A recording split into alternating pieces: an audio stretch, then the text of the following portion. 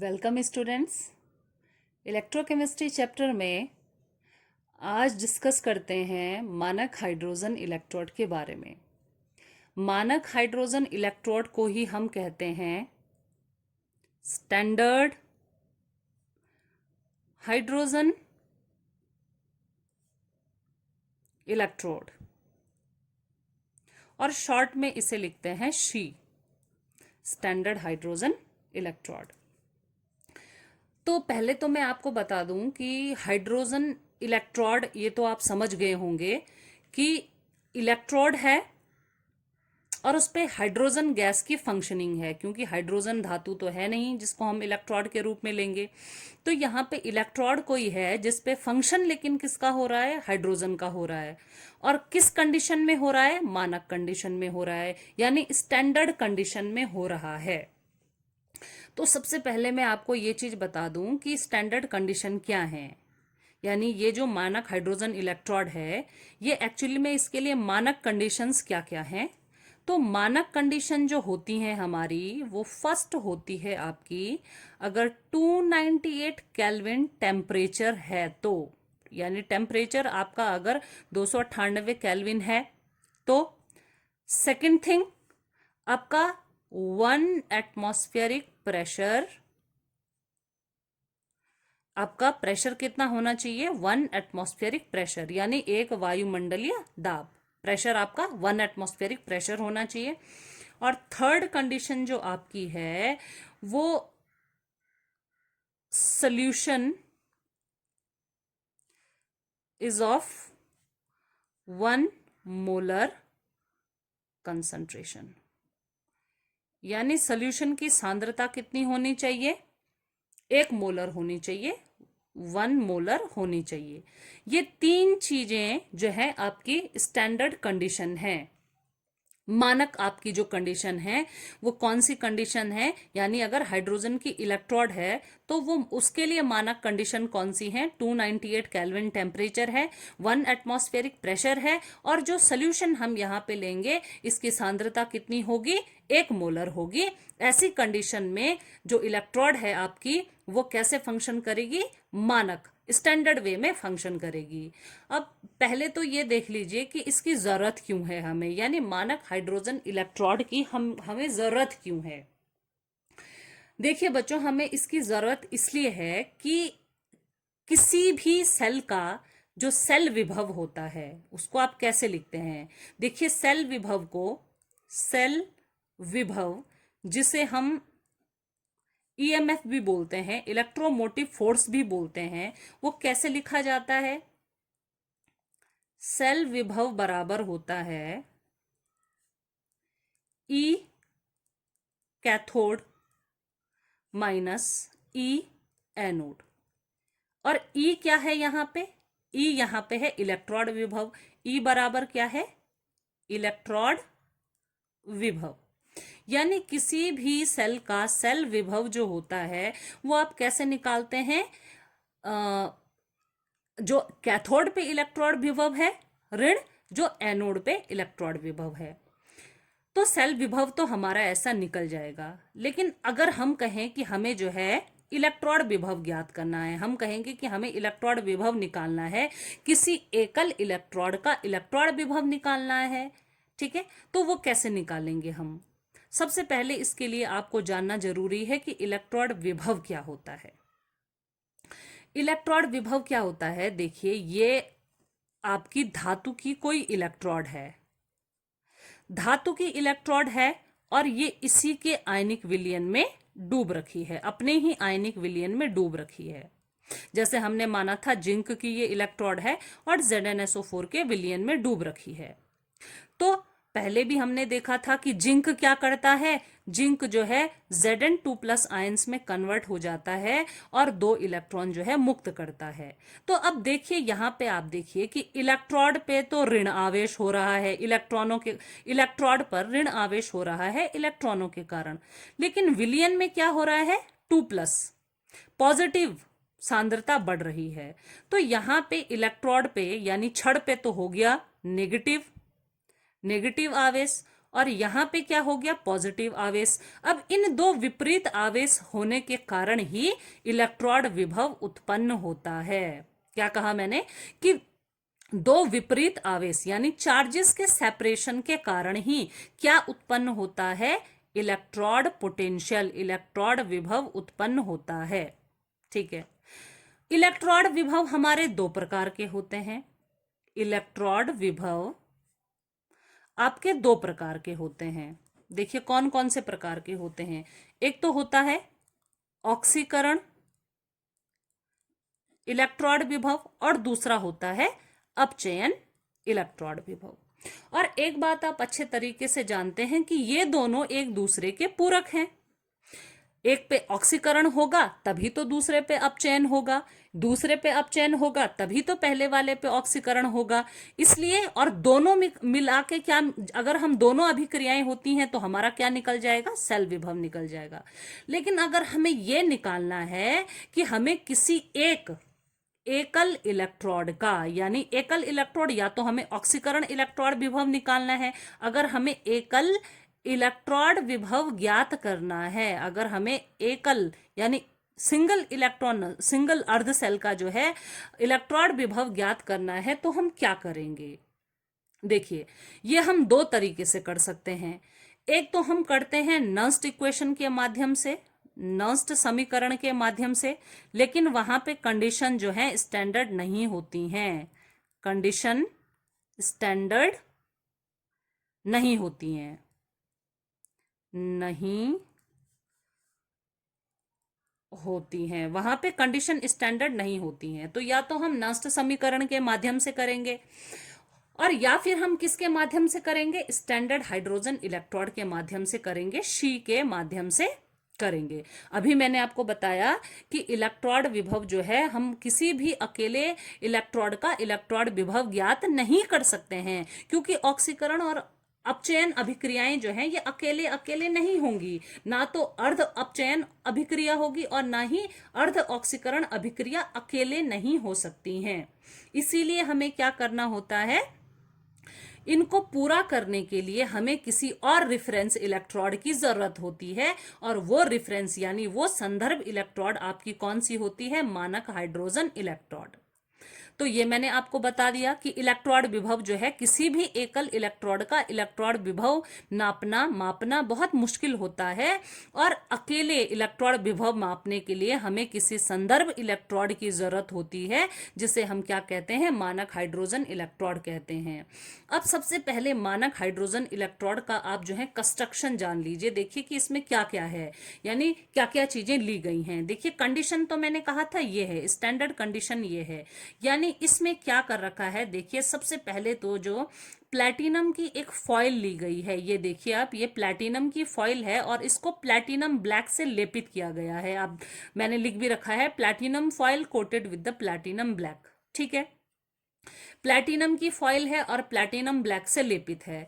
अब इस platinum foil को कनेक्शन दिया गया है कॉपर वायर का, यानी वायरिंग जो है यहाँ पे, इसको तार, विद्युत तार हमने लिया है। ये विद्युत तार, ये जो वायर है यहाँ पे, ये किसका है, कंडक्शन वायर है ये कॉपर की। ठीक है, उसके बाद जो है ये फॉयल और इसमें जो तार ली गई है, इसको कवर कर दिया गया है एक कांच की नली से।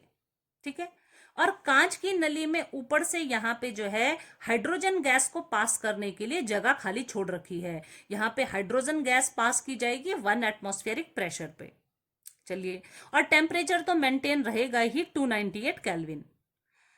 उसके बाद ये विलियन जो यहाँ लिया गया है, देख रहे होंगे आप, बीकर में विलियन भी लिया गया है, और ये विलियन लिया गया है HCl का। इसकी मोलैरिटी है 1 मोलर, यानी इसकी सांद्रता, इसका जो कंसंट्रेशन है वो कितना है, 1 मोलर है। तो तीन चीजें आपने यहाँ पे देखी, प्लैटिनम की फॉइल है जो कि प्लैटिनम ब्लैक से लेपित है, इसकी वायरिंग की गई है कॉपर वायर से, और यहाँ पे इस पूरे जो सिस्टम है इसको कवर किया गया है एक कांच की नली से। कांच की नली में ऊपर से खाली स्थान दिया गया है जहां से हाइड्रोजन गैस पास होगी, और यहाँ पे जो विलियन लिया गया है ये 1 मोलर HCl विलियन लिया गया है। तो कंस्ट्रक्शन पार्ट में इतना है। अब फंक्शनिंग क्या है इसकी, यानी ये फंक्शन कैसे कर रहा है। देखिए यहाँ पे जैसे ही 1 एटमॉस्फेरिक प्रेशर पे हाइड्रोजन गैस डाली जाएगी तो हाइड्रोजन गैस यहाँ से आके ये प्लैटिनम की फॉइल उसको अधिशोषित करेगी, एड्सॉर्ब करेगी। यानी हाइड्रोजन गैस को कौन एड्सॉर्ब करेगा, प्लैटिनम की फॉइल एड्सॉर्ब करेगी। अब कुछ हाइड्रोजन गैस तो यहाँ पे एड्सॉर्ब हो जाएगी और बाकी जो हाइड्रोजन गैस है वो ये इस विलयन में चली जाएगी। तो कुछ हाइड्रोजन गैस यहां हो गई अधिशोषित और कुछ चली गई आपकी इस विलयन में। ऐसी कंडीशन में हाइड्रोजन गैस और हाइड्रोजन आयंस के मध्य यहां पे एक साम्य स्थापित हो जाएगा। हम कहेंगे हाइड्रोजन गैस जो कि आपकी यहां पे प्लैटिनम पे है और यहां विलयन में आयंस जो मौजूद है इनके बीच एक साम्य स्थापित हो जाएगा और यहीं से यहां पे क्या होगा, हाइड्रोजन जो है एनोड का कार्य भी करेगी और कैथोड का कार्य भी करेगी। तो सबसे पहले मैं दिखा दूं आपको कि इस सेल की सेल रिप्रेजेंटेशन क्या है। ये पिक्चर देख के मैंने समझा दिया है क्या क्या कैसे कैसे है। अब थोड़ा देख लीजिए कि सेल रिप्रेजेंटेशन क्या है इसकी। तो क्या लिया जाता है, प्लैटिनम की आपकी जो है इलेक्ट्रोड ली जाती है या प्लैटिनम की फॉइल ली जाती है और प्लैटिनम की फॉइल पे किसका अधिशोषण हो रहा है, हाइड्रोजन गैस का अधिशोषण हो रहा है, गैस का अधिशोषण हो रहा है। ठीक है, और हाइड्रोजन गैस किस में कन्वर्ट होती है, यानी इनमें जो है H+ आयंस में ये कन्वर्ट हो रही है, वो भी किसके, 1 मोलैरिटी जिसकी कंसंट्रेशन है। तो यहाँ पे ये एक एनोड का काम कर रही है और एक जो है कैथोड का काम कर रही है। अब रिएक्शन क्या हो रही है ये देख लीजिए आप। देखिए एनोड पे क्या रिएक्शन होगी। एनोड पे होता है ऑक्सीकरण। तो हाइड्रोजन अपनी गैसीय अवस्था में है जो कि प्लैटिनम पर अधिशोषित हो रखी है, इसका क्या हो जाएगा, ऑक्सीकरण हो जाएगा और ये बदल जाएगी H+ आयंस में, 2 इलेक्ट्रॉन दे देगी। अब इलेक्ट्रॉन दे दिए इसने, इसका क्या हो गया, ऑक्सीकरण हो गया। और ये तो देख के ही पता चल रहा है आपको कि हाइड्रोजन यहाँ पे 0 ऑक्सीकरण स्टेट में है और यहाँ जाके ही ये हो गया +1 में, तो इसका हो गया ऑक्सीकरण। कैथोड पे भी इसके अपोजिट रिएक्शन होगी, यानी अब कैथोड का काम कौन कर रहा है, हाइड्रोजन आयन कर रहे हैं और हाइड्रोजन आयन क्या करेंगे, 2 इलेक्ट्रॉन ले लेंगे जो दिए हैं यहाँ, ये अब इनको एक्सेप्ट कर रहे हैं और एक्सेप्ट करके क्या दे रहा है, H2 दे रहा है गैसीय फॉर्म में। यहाँ पे ये है एक्वस फॉर्म में, जलीय अवस्था में है ये। और तो इलेक्ट्रॉन यहाँ एक्सेप्ट हो गए हैं और ऑक्सीडेशन स्टेट भी आप देखेंगे ये +1 पे है और ये 0 कम हो गई, तो इसको हम कहेंगे अपचयन। देखिए ये दोनों, अभी मैंने कहा ना आपको कि ऑक्सीकरण और अपचयन अभिक्रियाएं हैं वो अकेले अकेले नहीं हो सकती हैं, वो एक दूसरे की कॉम्प्लीमेंट्री होती हैं। यानी अगर एक जगह ऑक्सीकरण होगा तभी तो दूसरी जगह अपचयन होगा। अब अगर हम कहें कि नहीं भाई एक अकेले इलेक्ट्रोड या ऑक्सीकरण इलेक्ट्रोड जो है उसका इलेक्ट्रोड विभव मापिए, तो वो बहुत डिफिकल्ट हो जाता है, बहुत मुश्किल हो जाता है, क्योंकि ऑक्सीकरण और अपचयन जो है ये कंटिन्यूअसली जो है लगातार एक दूसरे के बाद एक दूसरे के रिस्पॉन्स में चलते रहते हैं। ठीक है, जैसे यहाँ पे आप देख रहे हैं कि इसका ऑक्सीकरण हुआ तो देन तभी तो इसका भी अपचयन हो रहा है, अगर ऑक्सीकरण नहीं हो रहा है तो फिर अपचयन भी कहाँ से होगा। तो ऐसे करके ये आपका जो है काम करता है। कौन काम करता है, मानक हाइड्रोजन इलेक्ट्रोड, जिसको हम स्टैंडर्ड हाइड्रोजन इलेक्ट्रोड भी कहते हैं, वो ऐसे काम करता है। ठीक है, अब IUPAC ने क्या किया है, IUPAC ने SHE यानी जो स्टैंडर्ड हाइड्रोजन इलेक्ट्रोड है इसका इलेक्ट्रोड विभव 0 माना है। माना है तो होता ही है, जो है स्टैंडर्ड हाइड्रोजन इलेक्ट्रोड का इलेक्ट्रोड विभव क्या होता है, 0 होता है। और जब किसी भी इलेक्ट्रोड विभव का, अपचयन इलेक्ट्रोड विभव या ऑक्सीकरण इलेक्ट्रोड विभव को आप क्या करते हैं, स्टैंडर्ड हाइड्रोजन इलेक्ट्रोड से संयुक्त करते हैं, तो सेल द्वारा उत्पन्न जो धारा होती है, विद्युत धारा होती है, वो इलेक्ट्रोड विभव के बराबर होती है। मैं यहाँ पे आपको लिखा भी दूं कि स्टैंडर्ड हाइड्रोजन का जो है इलेक्ट्रोड का SHE का के इलेक्ट्रॉड विभव शून्य माना गया है या शून्य माना है, शून्य होता है। तो क्या होता है, जब मानक इलेक्ट्रोड को अन्य इलेक्ट्रोड, जो भी इलेक्ट्रोड है, अन्य कोई भी इलेक्ट्रोड है, ऑक्सीकरण है या अपचयन इलेक्ट्रोड है, से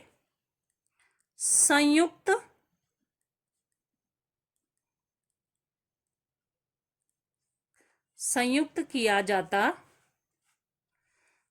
है, तो